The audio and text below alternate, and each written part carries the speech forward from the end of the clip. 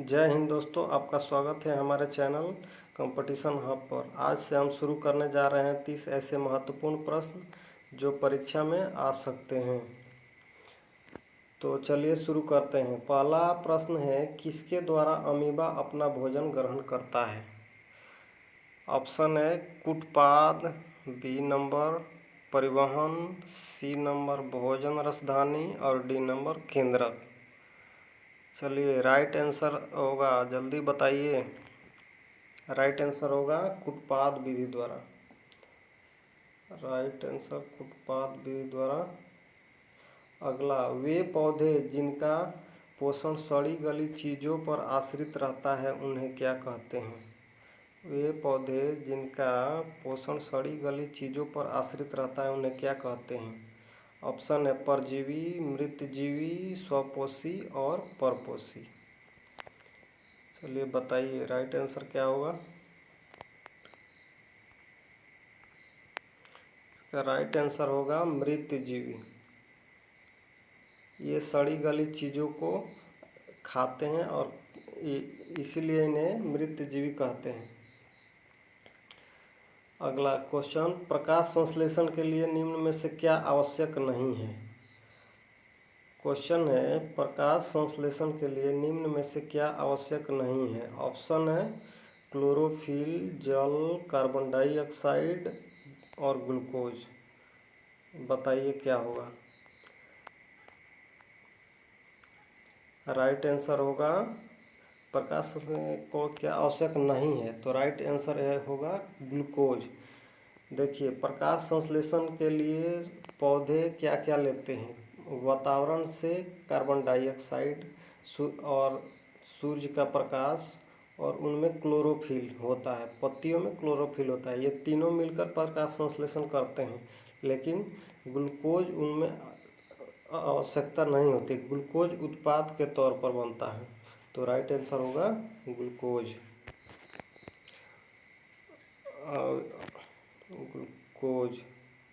अगला, पौधों में गैसों के आदान प्रदान के लिए क्या मौजूद रहता है? पौधों में गैसों के आदान प्रदान के लिए क्या मौजूद रहता है? जड़, तना, रंध्र, टहनी।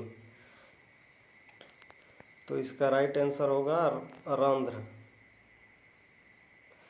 निश्वास द्वारा निकली वायु में रहती है।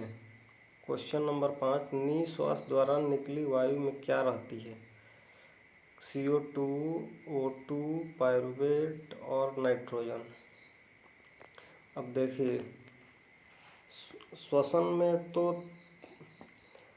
में ऑक्सीजन हम लेते हैं और कार्बन डाइऑक्साइड छोड़ते हैं, तो इसका राइट आंसर होगा कार्बन डाइऑक्साइड, क्योंकि निश्वास मतलब सांस छोड़ना, तो सांस छोड़ते हैं तो कौन सा गैस निकलता है? तो राइट आंसर होगा कार्बन डाइऑक्साइड निकलता है। अगला क्वेश्चन, अवायवीय श्वसन तंत्र कोशिका के किस भाग में होता है? क्वेश्चन है, अवायवीय श्वसन कोशिका के किस भाग में होता है? सबसे पहले जानते हैं अवायवीय श्वसन क्या है। तो वैसे श्वसन जो वायु की अनुपस्थिति में होता है उन्हें अवायवीय श्वसन कहते हैं। अवायवीय श्वसन मनुष्य में नहीं होता है, यह किसी जीव में होता है जो पृथ्वी के नीचे होते हैं या समुद्र में होते हैं, वैसे जीवों में अवायवीय श्वसन होता है। तो अवायवीय श्वसन, अब देखिए, हम लोगों में श्वसन होता है तो पहले माइटोकॉन्ड्रिया में, फिर पहले कोशिका द्रव में, फिर माइटोकॉन्ड्रिया में, लेकिन अवायवीय श्वसन में केवल कोशिका द्रव में श्वसन होता है, तो इसका राइट आंसर होगा कोशिका द्रव। अगला क्वेश्चन है, निम्न में से किसमें शुद्ध रक्त का परिवहन होता है? क्वेश्चन है, निम्न में से किसमें शुद्ध रक्त का परिवहन होता है? ऑप्शन धमनी में, शिरा में, आलिंद में, नीलय में। राइट आंसर बताइए। तो देखिए, धमनी में शुद्ध रक्त होता है, शुद्ध, और शिरा में अशुद्ध रक्त का स्राव होता है, अशुद्ध रक्त। तो ये क्वेश्चन पूछा है कि निम्न में से किस में शुद्ध रक्त का परिवहन होता है, तो राइट आंसर होगा धमनी। अगला क्वेश्चन, एक कोशिकीय शैवालों में जल का परिवहन होता है, मतलब एक कोशिकीय शैवालों में जल का परिवहन होता है परासरण द्वारा, विसरण द्वारा, चालनी नलिका द्वारा तथा तना द्वारा। आंसर दीजिए जल्दी से। राइट आंसर होगा आपका विसरण द्वारा। और अगला क्वेश्चन, घड़ियाल का हृदय कितने कोष्ठक का होता है? घड़ियाल का हृदय कितने कोष्ठक का होता है? ऑप्शन है 2, 3, 4 और 8। तो सबसे पहले जानते हैं कि मनुष्य में कितने कोष्ठक का हृदय होता है, तो 4 कोष्ठक का हृदय होता है। और घड़ियाल क्या है? घड़ियाल एक सरीसृप है अर्थात रेप्टाइल। तो इसमें सरीसृप में 3 होता है, लेकिन घड़ियाल एक अपवाद है, इसलिए अब इसमें 4 हृदय का कोष्ठक होता है, 4 कोष्ठक का हृदय होता है। राइट आंसर होगा 4। हृदय की झिल्ली को क्या कहते हैं?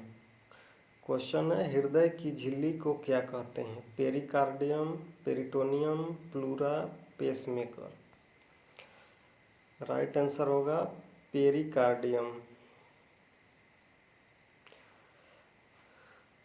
तो आज ये हुआ हमारा 10 क्वेश्चन बायोलॉजी से। आज चलिए इसके आगे अब फिजिक्स से 10 क्वेश्चन करते हैं। किस दर्पण द्वारा वास्तविक प्रतिबिंब मिल सकता है? क्वेश्चन है, किस दर्पण द्वारा वास्तविक प्रतिबिंब मिल सकता है? ऑप्शन है उत्तल दर्पण, समतल दर्पण और अवतल दर्पण। आइए जानते हैं।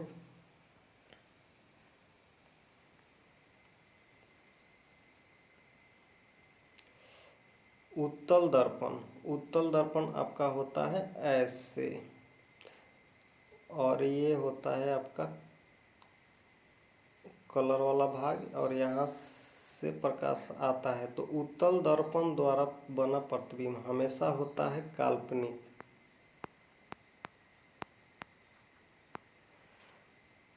और तो ये इसमें क्वेश्चन है, किस दर्पण द्वारा वास्तविक प्रतिबिंब मिल सकता है? तो उत्तल तो नहीं होगा। अब जब उत्तल नहीं होगा तो इनमें से सभी नहीं होगा, तो इसको भी काट देंगे। अब बचा समतल और अवतल। तो समतल दर्पण में हमेशा आभासी प्रतिबिंब होता है, तो इसको भी काट देंगे। तो राइट आंसर क्या होगा? Option number C. चलिए आगे चलते हैं। किस दर्पण द्वारा आभासी प्रतिबिंब प्राप्त किया जा सकता है? क्वेश्चन है, किस दर्पण द्वारा आभासी प्रतिबिंब प्राप्त किया जा सकता है? चलिए देखते हैं।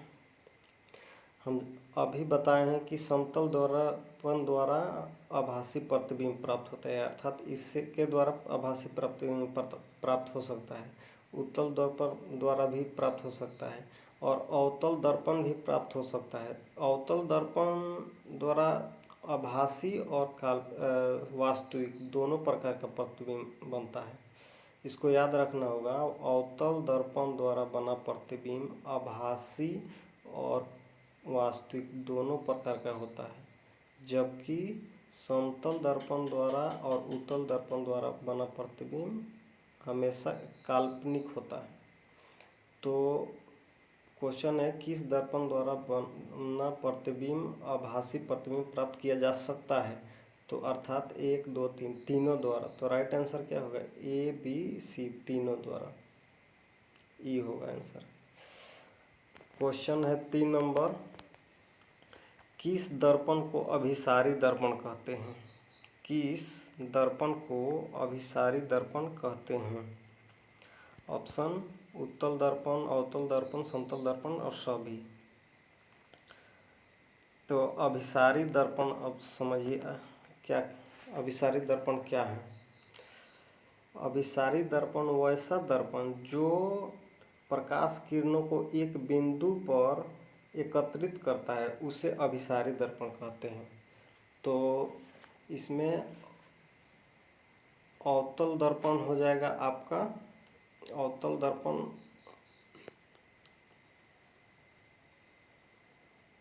ये हो गया आपका, इधर से कलर किया हुआ रहता है और ये प्रधान अक्ष हो गया। अब कोई भी अगर समानांतर किरण आती है तो इसके फोकस से होकर गुजरती है और इधर से जाएगी तो ये फोकस।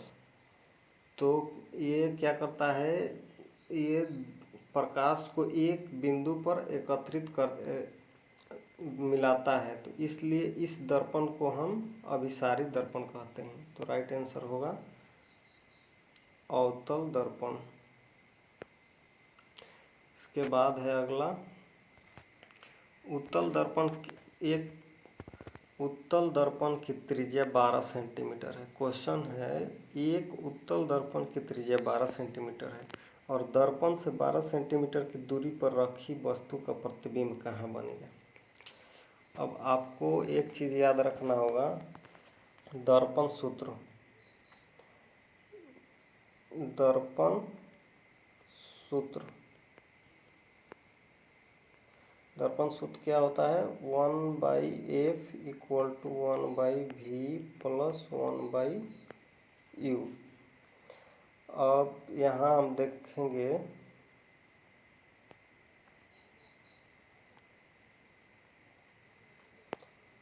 v दिया है आपका,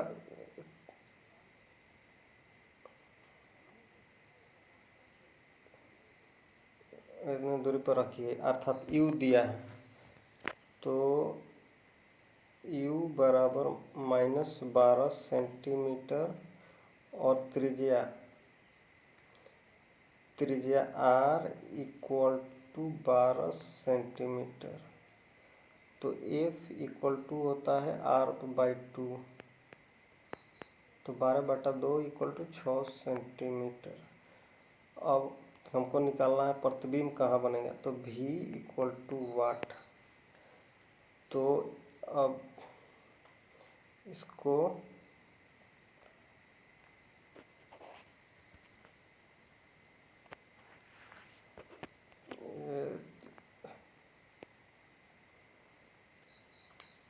इसको फार्मूला पे रखेंगे, 1/f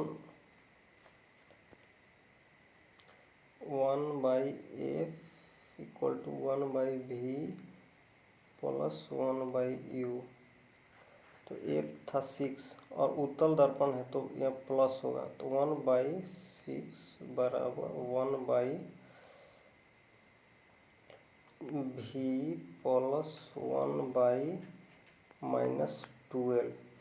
अब इसको इधर ला देंगे तो v का मान निकल जाएगा, यहाँ पे v का मान निकल जाएगा, तो वही राइट आंसर होगा।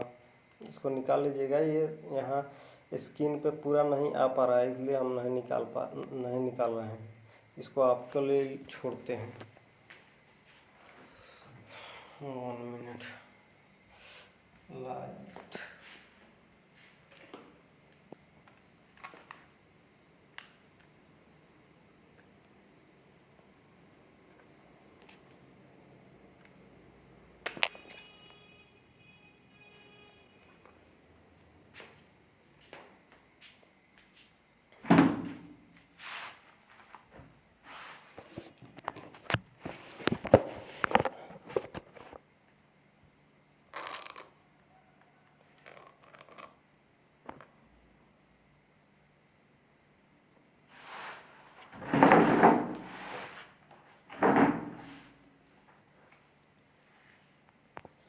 क्वेश्चन है, हीरा का अपवर्तनांक होता है।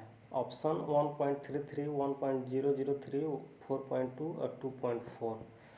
इसका राइट आंसर होगा आपका 2.4। Right answer 2.4।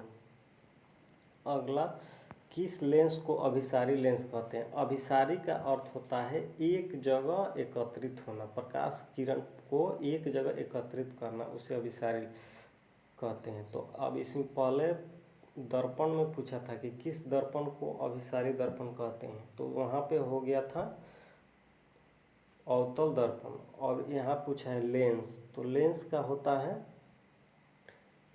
दर्पण का जस्ट उल्टा, अर्थात यहाँ हो जाएगा उत्तल लेंस। तो राइट आंसर होगा उत्तल lens.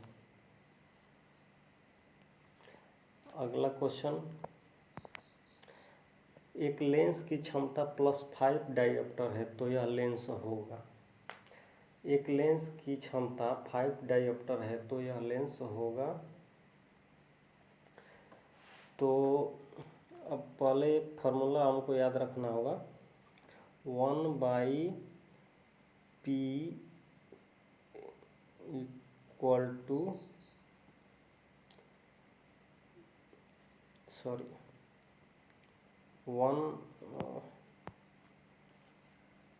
1/f equal to phi, अर्थात जो पावर होता है वह फोकस दूरी के व्युत्क्रम होता है। तो यहाँ क्वेश्चन दिया है कि क्षमता यानी कि क्षमता मतलब 5 डायोप्टर, यानी कि P दिया है 5 डायोप्टर, यहाँ P हो जाएगा P equal to 5 dioptre, plus दिया है यानी कि यह कौन सा लेंस है, प्लस उत्तल लेंस का होता है, यानी कि यह उत्तल लेंस है। तो पहले तो उत्तल इसमें से कितना जगह है, 1 2 3, उत्तल एक ही जगह है, तो ऐसे भी राइट आंसर इसका यही हो जाएगा। लेकिन चलिए हम निकाल के दिखाते हैं। तो अब ये P हो गया 5 dioptre, P equal to 5 dioptre, तो F इक्वल टू होता है 1/P,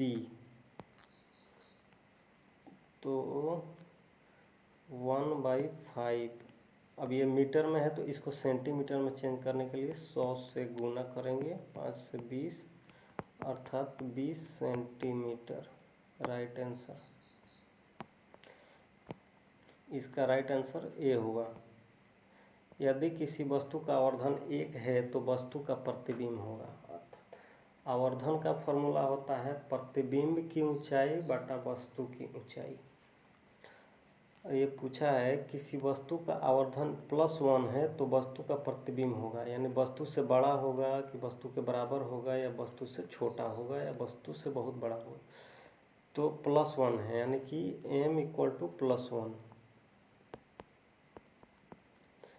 तो m इक्वल टू क्या होता है, v/u, तो m equal to 1 equal to v/u, यानी कि u इक्वल टू v, यानी कि प्रतिबिंब का आकार जितना होगा वही आकार वस्तु के आकार होगा। तो ये क्वेश्चन क्या है, एक अगर आवर्धन 1 है तो ये प्रतिबिंब की ऊंचाई और वस्तु की ऊंचाई बराबर होगी। तो राइट आंसर होगा हमारा बी, राइट आंसर बी नहीं सी। आगे चलते हैं, हीरा में प्रकाश का वेग क्या होगा। हीरा में प्रकाश का वेग निकालना है। तो प्रकाश का वेग सबसे पहले अपवर्तनांक से रिलेटेड है ये, तो अपवर्तनांक इक्वल टू प्रकाश c/v, निर्वात में प्रकाश का वेग बटा माध्यम में प्रकाश का वेग, यानी कि म्यू इक्वल टू, म्यू मतलब अपवर्तनांक इक्वल टू निर्वात में प्रकाश का वेग बटा माध्यम में प्रकाश का वेग। यहाँ दिया है हीरा में प्रकाश का वेग याद करना है, तो हीरा का अपवर्तनांक क्या होता है 2.4, और सी निर्वात में प्रकाश का वेग कितना होता है 3 × 10⁸ मीटर पर सेकेंड, और माध्यम यानी कि हीरा में प्रकाश का वेग। अब यहाँ से इसको यहाँ से भी का मान निकाल लेंगे, जो आएगा वही आंसर हो जाएगा। आइए आगे चलते हैं केमिस्ट्री में। शरीर में भोजन का पाचन किस प्रकार का अभिक्रिया है। शरीर में भोजन का पाचन किस प्रकार का अभिक्रिया है, ऑक्सीकरण, अवकरण, उदासीनीकरण, सभी। राइट आंसर होगा इसका उदासीनीकरण। शरीर में जब भोजन जाता है तो वह उदासीनीकरण हो जाता है, उदासीन हो जाता है, उसके बाद वह पचता है। तो राइट आंसर होगा आपका सी। क्वेश्चन है 2 नंबर, समीकरण 2Cu + O2 रिएक्शन हो रहा है तो 2CuO किस प्रकार का अभिक्रिया है? ऑप्शन है अपघटन, ऑक्सीकरण, उदासीनीकरण, अवक्षेपण। अब इसमें आप देखिए क्या है, इसका राइट आंसर होगा बी। राइट आंसर बी होगा। अब ऑक्सीकरण क्यों होगा? तो ऑक्सीकरण वैसी रासायनिक अभिक्रिया जिसमें ऑक्सीजन जुटता है या हाइड्रोजन निकलता है उसे ऑक्सीकरण कहते हैं। तो इसमें कॉपर में ऑक्सीजन जुटा है तो कॉपर ऑक्साइड हुआ है। तो इसमें ऑक्सीजन जुटा है अर्थात यह कॉपर का ऑक्सीकरण हुआ है। तो राइट आंसर होगा बी। आगे संतुलित समीकरण ज्ञात करें। संतुलित समीकरण ज्ञात करें। ऑप्शन है Fe + Cl2 FeCl3 NH4NO2 N2 + 2H2O। सी नंबर Fe + O2 Fe2O3 और D number KBr + Cl2 KCl + Br2। सबसे पहले जानेंगे संतुलित समीकरण। एक सवाल इसमें से आ सकता है, ये एकदम कंफर्म रखिएगा। तो संतुलित समीकरण ज्ञात करना है अर्थात जो जितना परमाणु समीकरण के लेफ्ट साइड में होगा उतना ही परमाणु राइट साइड में होगा तो वह दिया गया समीकरण संतुलित समीकरण होगा। तो यहाँ फेरस 1 है और क्लोरीन 2 है। यहाँ फेरस 1 है और क्लोरीन 2 है। यहाँ फेरस 1 है, क्लोरीन 3 है, यानी कि ये नहीं होगा, ये नहीं होगा। अगला यहाँ नाइट्रोजन 1 नाइट्रोजन 2, एक यहाँ 2 गो नाइट्रोजन, ठीक है। 4 हाइड्रोजन 4 गो है और ऑक्सीजन 2 है। तो राइट आंसर इसका बी होगा।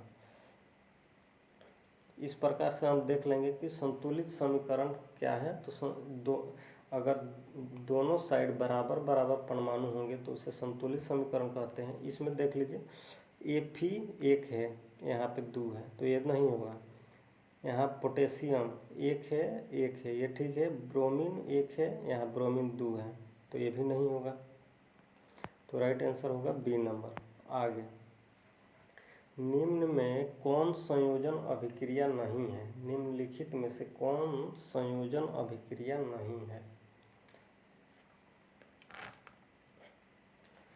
संयोजन अब जानते हैं संयोजन अभिक्रिया क्या है।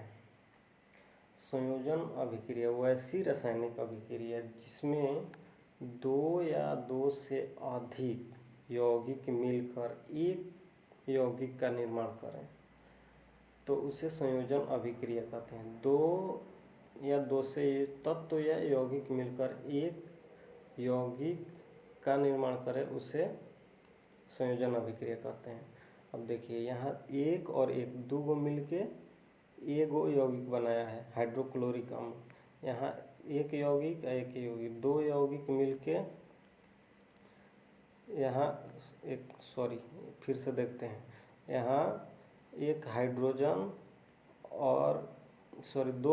और 2 क्लोरीन मिलके 2 हाइड्रोक्लोरिक अम्ल बनाया है, तो ये नहीं होगा। ये होगा क्योंकि 2 मिलके 1 बना रहा है। आगे देखते हैं।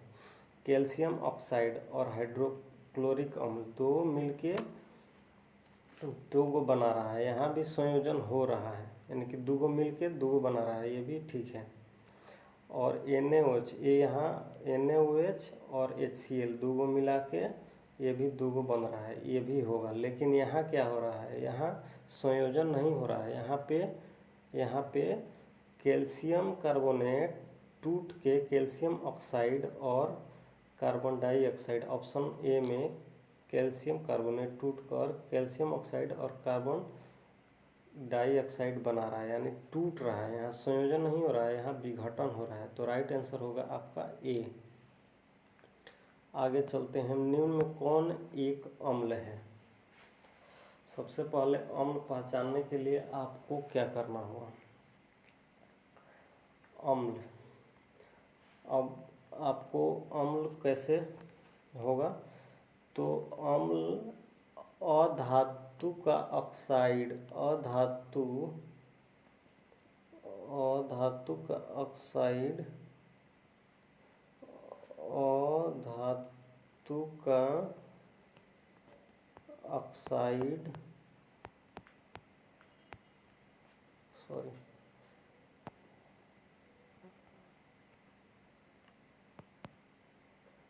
अधातु का ऑक्साइड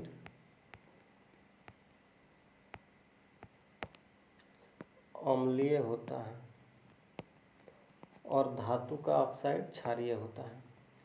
तो यहाँ दिया है कि कौन एक अम्ल है, तो अधातु का ऑक्साइड अम्लीय होता है। तो ये सोडियम क्या है, यहाँ पे सोडियम धातु है, तो इसका तो ये अम्लीय नहीं होगा, ये क्षारीय होगा। कैल्शियम का हाइड्रोक्साइड, ये भी अम्लीय नहीं होगा और ये भी अम्लीय नहीं होगा, ये भी क्षारीय होगा। क्यों? क्योंकि यहाँ भी कॉपर है, कॉपर एक धातु है, कैल्शियम एक धातु है, सोडियम एक धातु है। लेकिन यहाँ नाइट्रोजन HNO3 यह एक अम्ल होगा, क्योंकि इसमें नाइट्रोजन है, नाइट्रोजन एक अधातु है और इसलिए इसका यह एक अम्लीय ऑक्साइड होगा। तो राइट आंसर हमारा होगा डी। आगे चलते हैं। 1 बिलियन नीले लिटमस पत्र को लाल करता है। क्वेश्चन है 1 बिलियन नीले लिटमस को लाल करता है, तो बिलियन का pH मान क्या होगा। अब आप तो पढ़े हैं कि अम्ल नीले लिटमस पत्र को लाल करता है, लेकिन क्वेश्चन अब घुमा के दे रहा है, सीधा सीधी क्वेश्चन नहीं दे रहा है आजकल के एग्जाम में, इसलिए और देगा भी नहीं। ऐसे सीधा सीधी देगा तो सब कोई उसको हल करके आएगा, तो कुछ तो उसको छांटना भी है ना, तो छांटना है तो उसको कुछ तो डिफरेंट करके देगा, तो इसलिए इसमें डिफरेंट करके दे रहा है और ऐसा ही क्वेश्चन आएगा। 1 बिलियन नीले लिटमस पत्र को लाल कर देता है, तो हम जानते हैं कि अम्ल नीले लिटमस पत्र को लाल कर देता है, लेकिन यहाँ दिया है 1 बिलियन, यानी कि 1 बिलियन दिया है, तो ये बिलियन का pH मान वैसा होना चाहिए जो अम्ल को दर्शाता हो। तो इसमें pH कौन सा ऐसा मान है जो अम्ल को दर्शाता है, तो 8 है आपका, ये क्षार को दर्शाता है, 10 क्षार को, लेकिन 6 अम्ल को दर्शाता है। तो यहाँ क्वेश्चन के अनुसार 1 बिलियन नीले लिटमस पत्र को लाल कर देता है, तो बिलियन का pH मान हो सकता है, तो बिलियन का pH मान 6 होगा। क्यों होगा? क्योंकि 7 हो, अगर बिलियन का pH मान 7 होता है तो ये उदासीन होता है। 6, 5, 4, 3, 2, 1 इधर होगा तो ये अम्ल होगा, और 7 से ऊपर 8, 9, 10, 11, 12 ऐसे ये इधर होगा तो ये क्षार होगा। तो राइट आंसर हमारा होगा 6।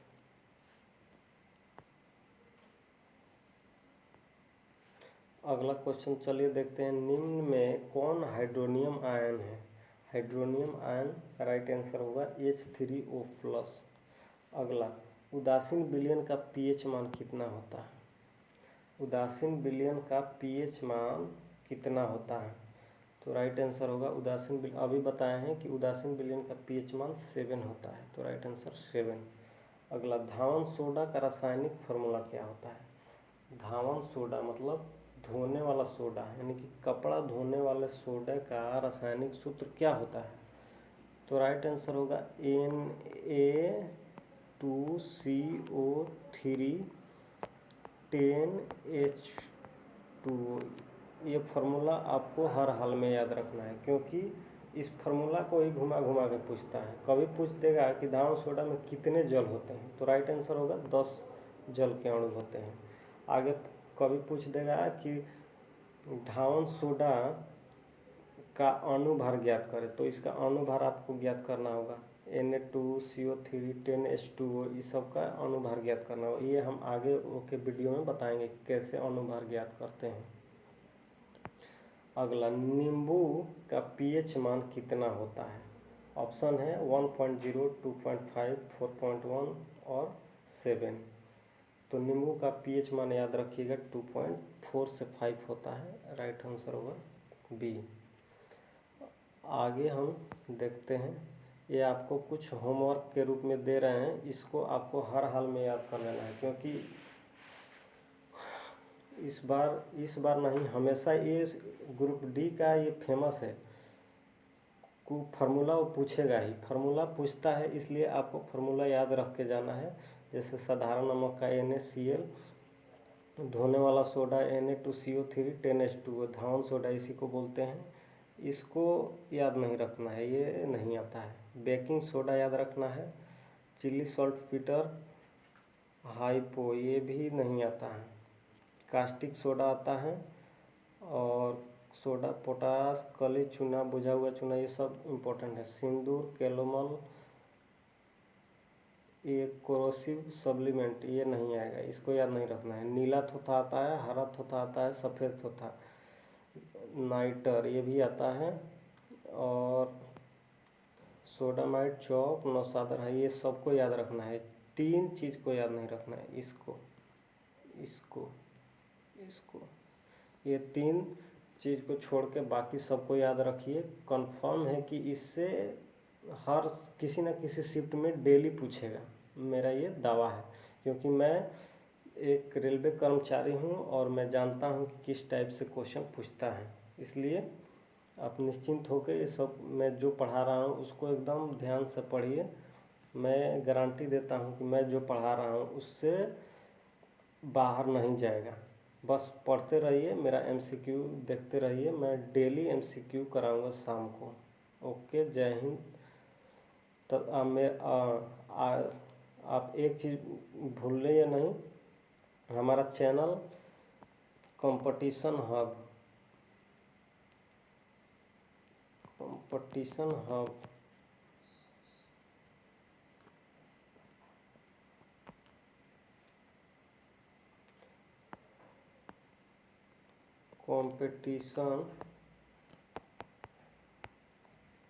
हब इसको सब्सक्राइब ज़रूर करें। सब्सक्राइब, ये ज़रूरी नहीं है सब्सक्राइब करें, आप अगर आपको पसंद आता है तो सब्सक्राइब करें, लाइक करें, शेयर करें, बस इतना ही आपसे उम्मीद है। अगर पसंद आता है तो करें, अन्यथा कोई दिक्कत नहीं है। जय हिंद।